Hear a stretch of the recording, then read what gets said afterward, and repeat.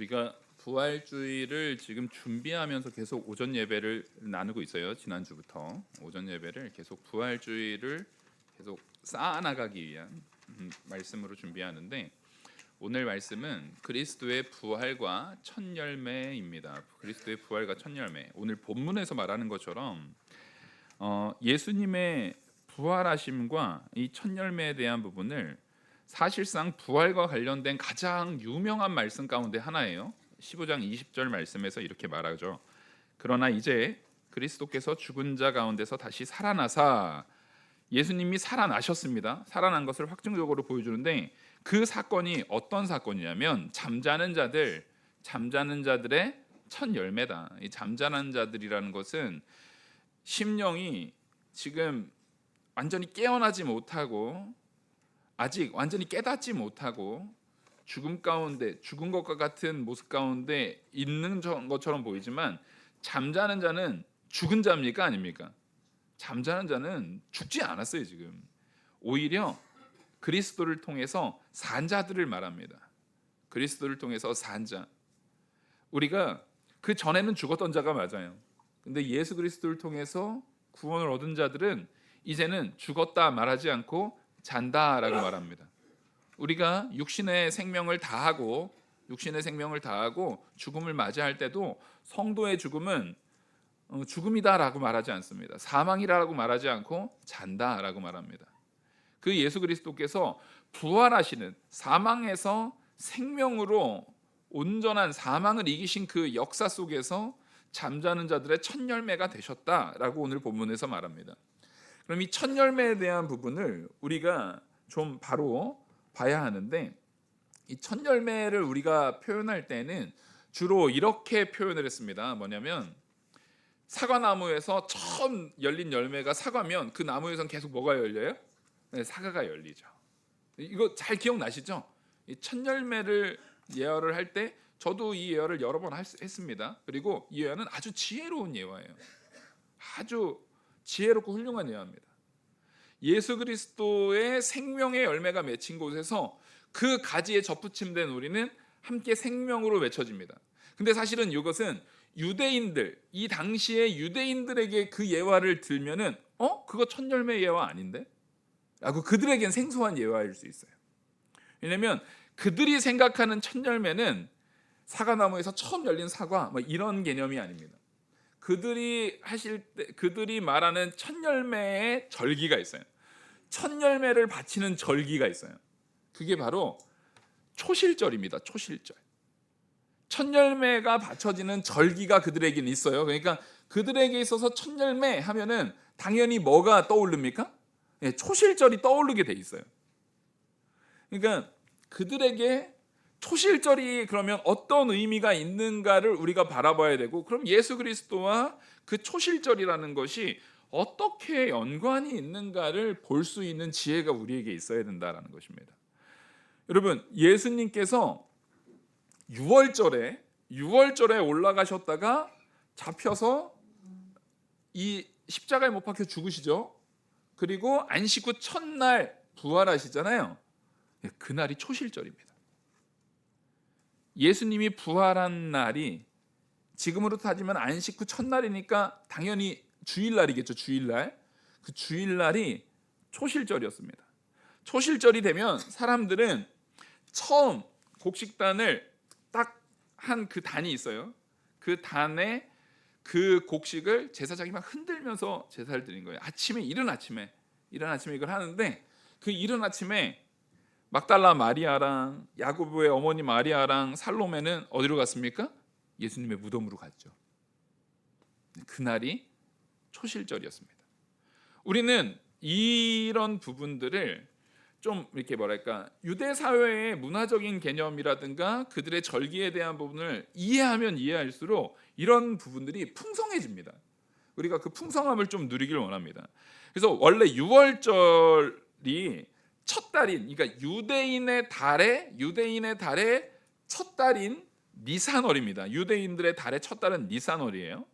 니산월 15일에서 21일까지 일주일 동안 이제 무교병을 먹죠. 누룩이 들어가지 않은 무교병을 먹고, 그걸 우리가 무교절로 지키고, 일주일 동안 무교절 중에 일주일 동안의 무교절을 지키고 나면 이게 유월절 관련돼서 다 있는 유월절에서 무교절이 시작되고 이 일주일 동안 무교병을 먹는 무교절 그 무교절 중에서 안식일이 지난 다음 날이 바로 뭡니까? 초실절이 되는 겁니다.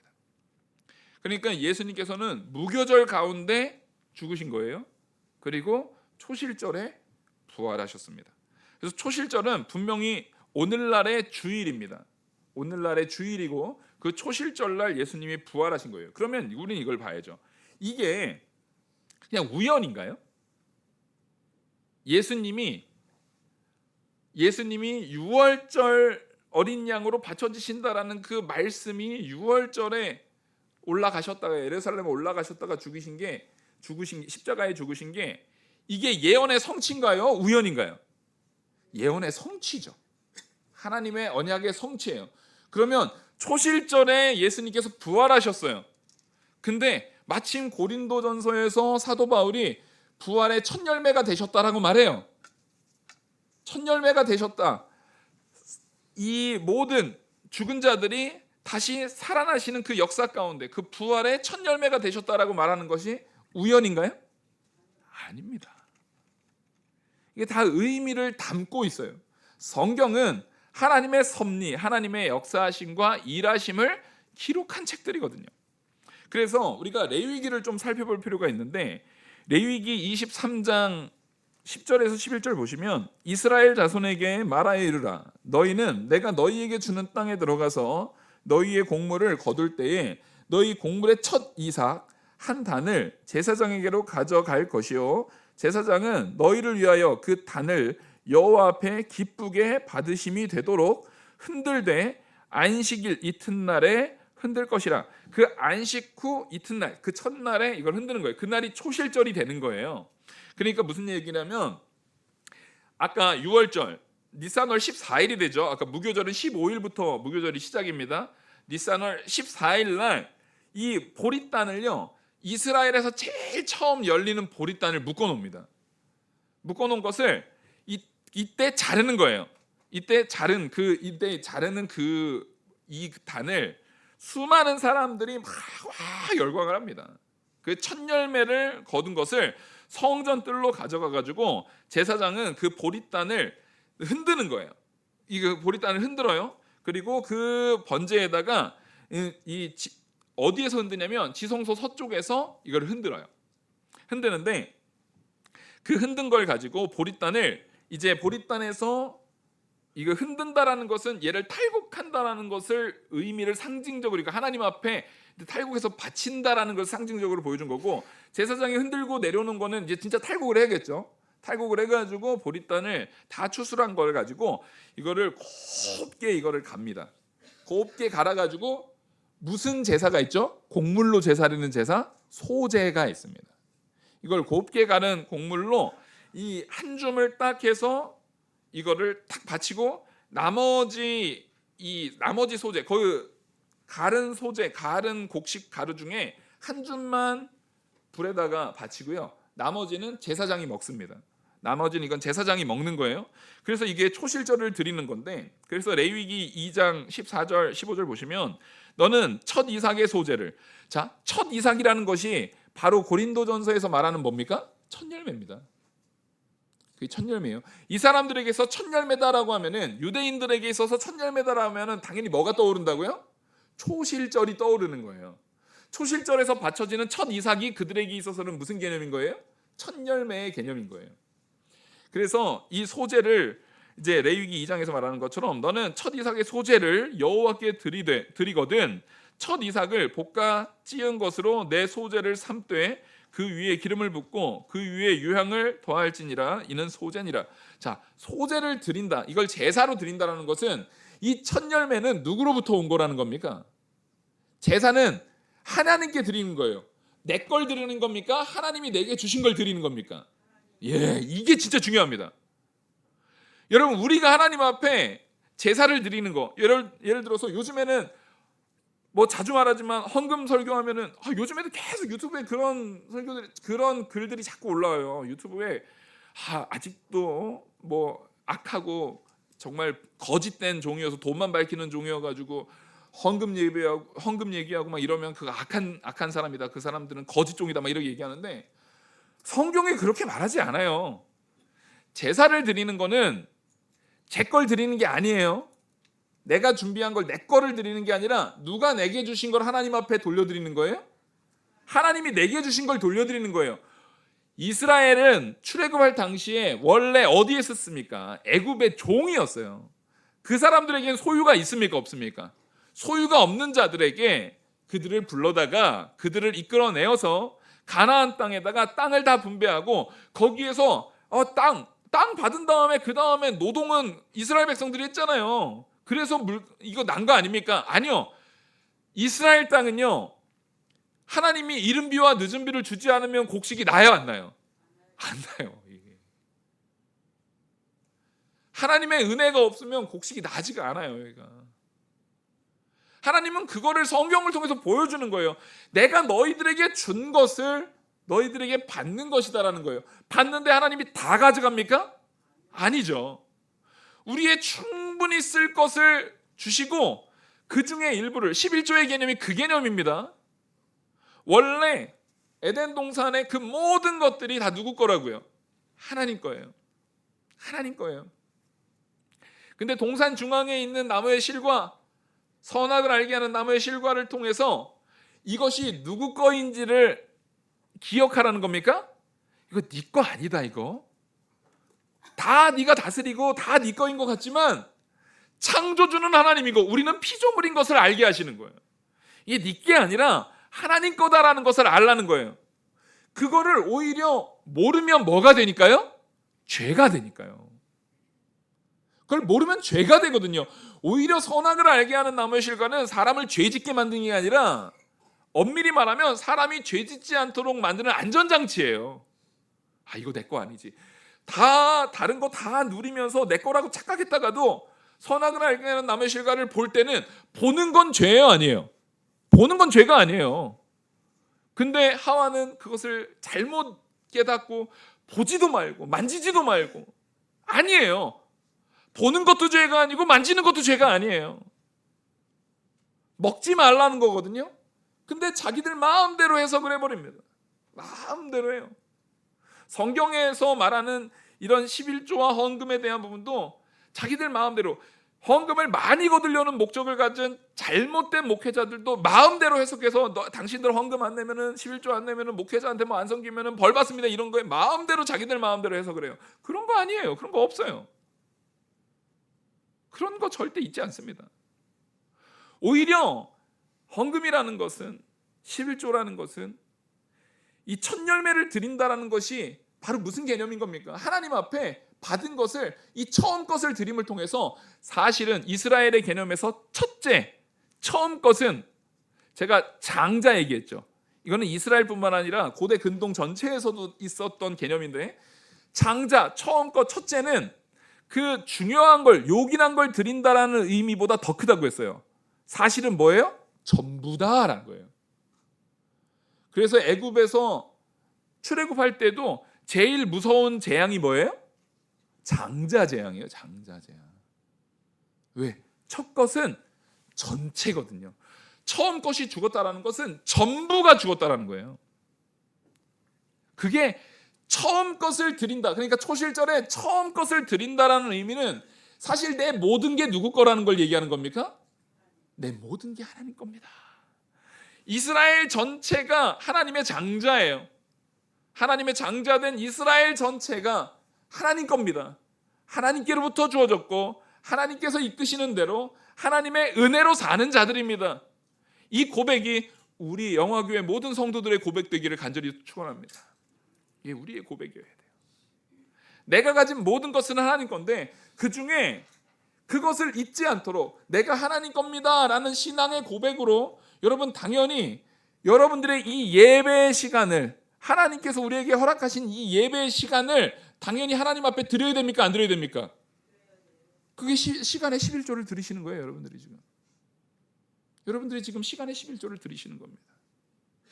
여러분들의 열심, 여러분들의 건강을 가지고 주의 일을 위해서 쓰는 내 삶의 내 삶의 모든 열심들을 하나님 앞에 분명히 드려야 됩니까? 안 드려야 됩니까? 드려야 됩니다. 근데 모든 시간을, 모든 열심을 다 드릴 수 없잖아요. 일부 내가 섬기면서 하나님 앞에 열심을 드립니다. 그게 여러분들의 열심의 11조입니다. 마찬가지로 하나님께서 이른 비와 늦은 비를 통해서 오늘날에도 난 농사 안 지는데요? 농사 안 지어도 마찬가지예요. 이른 비와 늦은 비를 통해서 우리에게 채워주시는 그 모든 은혜 안에서 내가 일부를 하나님 앞에 드림을 통해서 내가 누구 겁니다? 하나님 겁니다. 내가 하나님 겁니다. 그 의미가 초실절에도 있는 거예요. 우리가 그래서 하나님 앞에 제사를 바쳐드린다는 것은 이게 하나님 겁니다라는 것을 고백하는 겁니다. 분명히 그걸 고백하는 모습으로 우리는 하나님 앞에 이걸 드립니다. 그래서 이것을 가지고 이 단을 흔들어서 추수한 곡식을 이렇게 먹는데, 그러면 이스라엘에서 제일 먼저 추수되는 이 곡식단, 이 보리단이 어느 지역이었냐면요, 갈릴리였어요. 갈릴리 지역이에요. 신기하죠? 갈릴리 지역은 누가 활동하던 지역이에요? 예수님께서 활동하시던 지역이에요. 예수님께서 활동하시던 그 지역. 그러니까 초실절, 예수님께서 초실절에 부활하셨는데, 예수님께서는 가장 먼저 보리가 수확된 지역이 왜 갈릴리였냐면, 갈릴리 지역이 화산지대입니다. 갈릴리 지역이 화산지대여가지고, 우리도 제주도 땅은 흙 색깔이 어때요? 검잖아요. 그래서 땅이 검으면 그 땅이 햇빛 열기를 더 어떻게 해요? 더 많이 받아요. 그냥 황토 땅하고 검은 흙이 있는 땅하고 똑같은 햇빛을 비춰줘도 누가 더 빨리 자랍니까? 검은 땅에 있는 곡식이 빨리 자라요. 이거 너무나 당연한 거죠. 자연의 원리죠. 그래서 갈릴리 지역의 흙은요, 흙토입니다. 흙토. 검은 흙으로 태양빛을 잘 이렇게 흡수하니까 여기에서 가장 먼저 보리가 수확이 돼요. 그래서 초실절에 이 보리 수확으로 바쳤던 그 지역의 땅이 바로 이 갈릴리 지역에 있는 땅이에요. 거기에 게네사렛 평야, 우리 성경에 보면은 게네사렛이라고 해가지고 게네사렛 평야가 있어요. 평야라는 것은 보통 물이 이렇게 흐르는데 삼각주가 생기는 곳에 평야가 있잖아요. 그 게네사렛 평야가 있는데, 그 게네사렛 평야에서 이 곡식이 제일 먼저 세워지는 거예요. 근데 게네사렛 평야가 어디냐면 그게 갈릴리 지역이에요. 갈릴리 지역이 게네사렛 평야입니다. 그래서 이 게네사렛 평야에서, 게네사렛 평야가 주로 어디냐면, 아까 삼각주 지역이라고 했죠. 삼각주 지역이라고 했는데 거기 가버나움, 고라신, 벳세다, 어디서 많이 들어보지 않았어요? 가버나움, 고라신, 벳세다. 이거 성경 좀 많이 읽으신 분은 요 지역 이름을 딱 들으면 이게 갈릴리 지역 근처에 있는 것. 게네사렛 평야가 이 지역의 삼각주 안에 있는 평야거든요. 거기가 보리가 제일 빨리 나는 지역이에요. 제일 빨리 나는 지역이에요. 근데 요 세, 가버나움, 고라신, 벳세다, 혹시 지금 생각나신 분들은 잘하셨습니다. 여기가 긍정적인 지역이든가요? 부정적인 지역이든가요? 굉장히 부정적인 지역이에요. 왜냐하면 예수님이 여기에 대해서 마태복음 11장에 이렇게 말합니다. 마태복음 11장 21절, 화 있을진저 고라시나, 화 있을진저 벳세다야, 너희가 행한 모든 권능을 두로와 시돈은요 이방 나라예요. 이스라엘을 괴롭게 했던 악한 나라들 중에 하나입니다. 두로와 시돈에서 행했더라면 그들이 벌써 베옷을 입고 제에 앉아 회개하였으리라. 내가 너희에게 이르노니 심판날에 두로와 시돈이 너희보다 견디기 쉬우리라. 가버나움아, 내가 하늘까지 높아지겠느냐. 가버나움을 교만의 상징으로 지금 말하고 있는 거예요. 음부에까지 낮아지리라. 내게 행한 모든 권능을 소돔에서 행했더라면, 가버나움에서 행했던 그 권능, 하나님 예수님께서 보여줬던 권능을 소돔에서 행했더라면 어떻게 되면 그 성이 오늘까지 있으리라. 안 망했을 거다. 소돔과 고모라 있잖아요. 유황불 떨어져가지고 망한 그 지역이 만약에 예수 그리스도께서 가버나움에서 행하신 그 모습을 소돔과 고모라에서 예수님이 보였다면 거기 아직 안 망했을 거다. 지금 고라신, 벳세다, 가버나움을 얘기하는데 이 지역이 갈릴리 지역에서 예수님이 제일 복음 활동을 열심히 했던 지역이거든요. 근데 그 지역이 변화가 돼요, 안 돼요? 안 됐어요. 변화가 안 됐어요. 근데 그 지역에서 제일 먼저 첫 열매 보릿단이 생겨요. 그걸 가져다가 뭐 하는 거예요? 초실절을 지키는 거예요. 근데 예수님이 어디서 활동하시다가 6월절에 예루살렘으로 가가지고 죽으세요? 바로 여기에요. 예수님이 죽으시기 전에 바로 이 고라신, 벳세다, 가버나움 여기에서 복음의 사역의 활동을 하시다가 예루살렘으로 가져가셔서 거기서 죽으시고 초실절에 부활하심을 통해서 모든 잠자는 자의 첫 열매가 되셨다. 여러분, 이게 우연이에요? 지금 제가 말씀을 갖다가 가끔 어떤 분 그러시더라고요. 목사님은 참 성경도 갖다 잘 껴 맞추셔. 응? 껴 맞추는 게 아니에요. 껴 맞추는 게 아니에요, 여러분. 지금 이 모든 것들은 하나님께서 우리에게 예비하신 하나님의 언약을 예수님을 통해서 뭐 하시는 겁니까? 이루시는 거예요. 성취하시는 거예요. 그래서 그거를 고린도전서에서 사도 바울을 통해서 예수님의 부활과 그 첫 열매라는, 첫 열매하면 유대인들한테 뭐가 떠오른다고요? 초실절이 떠오르잖아요. 그것을 우리에게 보여주고 있는 것입니다. 예수님이 그 갈릴리에서 활동했다라는 거 우리 성경을 통해서 충분히 알 수 있습니다. 고라신, 벳세다, 가버나움에서 예수님이 활동하셨다라는 걸 우리는 잘 알고 있습니다. 거기서 예수님이 예루살렘으로 옮겨진 거예요. 꼭 그 첫 열매에 처음 걷어진 그 보릿단이 잘려가지고 어디로 옮겨지는 것처럼 예루살렘으로 옮겨져서 거기에서 소재로 드려지는 것처럼, 첫 열매로 바쳐지는 것처럼, 유대인들에게 이 첫 열매라는 개념은요, 그러니까 굉장히 중요한 거예요. 유대인들에게 이 첫 열매라는 것이 가버나움에서 시작돼요. 가버나움에서 아까 말했던 그 게네사렛 평야에서 시작돼서 그 다음부터 처음에 바쳐진 그 모습 그대로 이후에 순차적으로 곡식이 세워지지 않습니까? 곡식이 세워지면 첫 열매로 바쳐진 것처럼 그 나머지 지역들도 다 그것들이 거기에서 하나님의 은혜로 내가 받은 것이지, 하나님의 은혜로 내가 이것을 누리는 것이지라는 것이 하나님 앞에 바쳐지는 마음. 그 안에서 곡식단을 이제 추수를 하면 추수 때 하나님께서 그 귀퉁이에 있는 거는 거두려야 안 거두래요? 거두지 말아야 되거든요. 그 하나님께 바쳐지는 거예요. 그 안에서 이 소재도 하나님 앞에 11조를 드리는 거예요. 그 하나님 앞에 바쳐지는 거예요. 그게 왜 가능해요? 첫 열매를 통해서 이스라엘의 모든 땅에 이 보릿단이 처음 것을 바쳐짐을 통해서 이 모든 것이 사실 누구 거다라는 것이 선언된 겁니까? 하나님 거라는 것이 선언된 거거든요. 그 모든 것이 하나님 것이라는 것이 선언됐어요. 그래서 이 첫 열매라는 것은 사실상 모든 것을 상징합니다.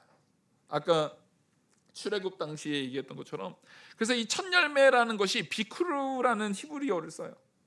근데 우리가 장자 제향할 때 그게 장자 제향이 마카트 부코르트예요. 마카트 부코르트. 이게 히브리어로 장자 제향이다라고 할 때 그 장자의 뒤에 오니 보코르트라는 그 어원 자체가 이 첫 번째라는 비코르에서 같은 뜻의 어원을 사용하고 있어요. 처음 것은 사실상 전부를 상징하죠. 그래서 애굽에서도 9가지 재앙했을 때도 바로가 다 버텼는데 마지막 자기 장자가 죽는 것에서는 두 손 두 발 드는 거예요. 두 손 두 발 드는 거예요. 참된 승리를, 그래서 참된 이 승리가 애굽의 장자를 죽이고 오히려 거기에서 사망에 놓여져 있던 이스라엘을 구원해 내시는 거예요. 이스라엘의 장자, 하나님께서 택한 백성의 장자 바로 뭡니까? 야곱이 이스라엘 되잖아요. 에서가 생물학적으로 먼저 태어났지만 진짜 장자는 누가 장자로 인정한 자가 장자예요? 하나님의 택한 백성이 장자예요. 장자는 생물학적으로 먼저 태어난 부분도 중요하지만 이스라엘에서는 계속 그 부분을 얘기를 했지만 더 엄밀한 의미에서는 예수님께서 일부러 창세기의 두 번의 사건을 통해서 장자는 하나님께서 택한 백성, 하나님께서 세운 자가 장자라는 걸 분명히 보여줘요. 야곱을 통해서도 보여주고요. 야곱을 그래서 이스라엘로 만들고 요셉의 아들 므낫세와 에브라임을 통해서도 므낫세가 생물학적으로 장자지만 에브라임에게 손을 이렇게 엇갈려서 오른손으로 에브라임에게 안수를 통해서 하나님께서 기름 부은 자, 하나님께서 세우시는 자가 장자예요. 이걸 분명하게 보여줍니다. 여러분, 그러니까 우리는 하나님이 택한 백성인 줄 믿으시기 바랍니다. 그럼 우리가 누구예요? 장자예요. 우리는 하나님께서 모든 것으로 여기시는 장자예요. 그래서 장자된 우리, 모든 것이다라고 여기는 우리를 위해서 진짜 모든 걸 주세요. 그게 우리 주 예수 그리스도의 십자가의 부활입니다. 우리를 구원하시려고 진짜 하나님 자신, 천하 이 모든 만물을 창조한 창조주 하나님, 삼위일체 하나님이신 예수 그리스도, 그 모든 것을 우리에게 주십니다. 그 예수 그리스도의 부활이 그래서 사실상 우리에게 모든 것을 내어주시는 하나님의 놀라운 은혜예요. 그러니까 첫 열매를 드리는 게 내가 많은 걸 드리는 거예요? 내가 더 큰 걸 얻은 거예요? 내가 큰 걸 얻은 거예요.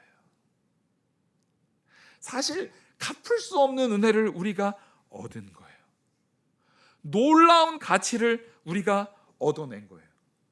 그래서 예수님께서는 지금 이 이스라엘 백성들이 기억하고 있는 이 개념들 속에서 예수님의 부활이야말로 이 첫 열매가 되어서 내가 처음 아까 게네사렛 평야에서 처음 부활했던 것처럼 게네사렛 평야에서 그 곡식단이 이 예루살렘으로 옮겨진 것처럼 예수님이 거기에서 먼저 바쳐진 그대로 이후의 모든 사람들이 다 예수 그리스도와 같이 함께 십자가에 못 박혀 죽지만 또한 함께 어떻게 될 줄을 믿는 겁니까? 다시 부활할 줄을 믿는 믿음을 가지라는 겁니다.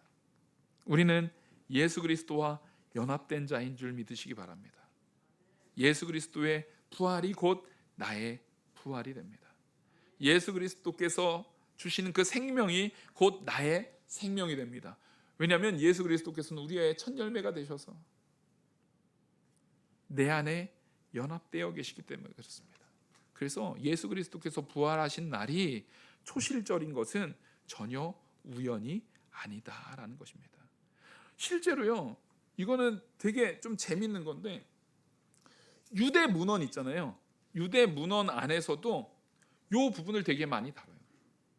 유대 문헌 안에서도 아까 이 레위기 안에서는 그 곡식을 제일 먼저 되는 곡식을 저기 어디야 갈릴리에서 가져온다라는 것은 성경에는 안 나오잖아요.